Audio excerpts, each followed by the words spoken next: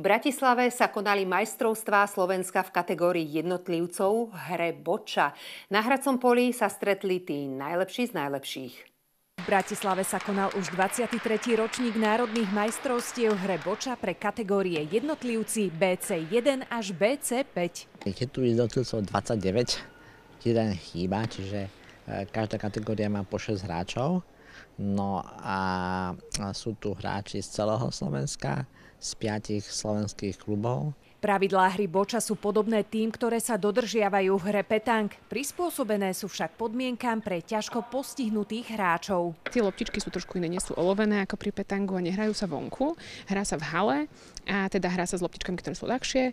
A tie pravidlá sú veľmi podobné. Snažia sa dostať svoju loptičku svojej farby čo najbližšie k jacku, k loptičke, ktorá je biela u nás. Každá hra je iná, tým je ten šport veľmi výnimočný, takže športovci v podstate sa musia snažiť byť čo najviac presný, potom možno nejako taktizovať, čo tomu superovi zase nejde a využiť tie slabiny jeho voči svoj prospech.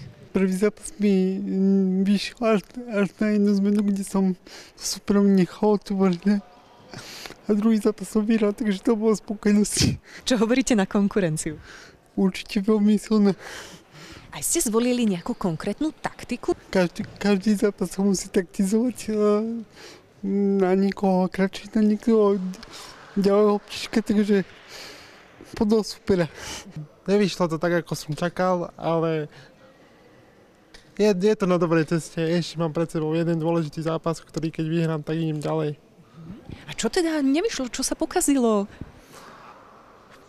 Nevyšlo viac vecí, ale treba sa z toho poučiť ísť ďalej. Snažil som sa hrať to, čo viem, to, čo mám natrénované. Nie vždy to stačí, ale mohlo byť lepšie, ale som rád, že to je tak, ako to je. Hrala som s veľmi dobrým hráčom, čiže aj nalepila som v niektorých zmenách, ale proste nevyšlo to. Poznajú svoje lopty, každý má vlastné lopty. V tom je tento šport veľmi špecifický, že sa nehrá jednou loptou oficiálnou, ako futbal alebo hokej s pukom, ale hrá sa loptami, ktoré má každý hráč vlastné.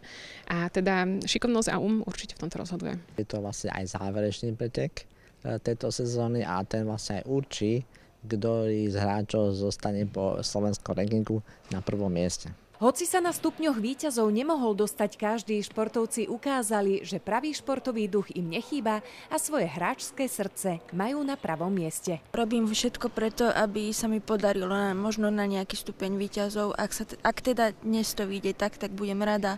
Ak nie, tak nevadí, ale aspoň som sa zúčastnila. Keby bola medaila, bol by som rád, to je jedno aký lesk, ale aj keď sa nepodarí, tak ani sa nedieje svediť ďalej.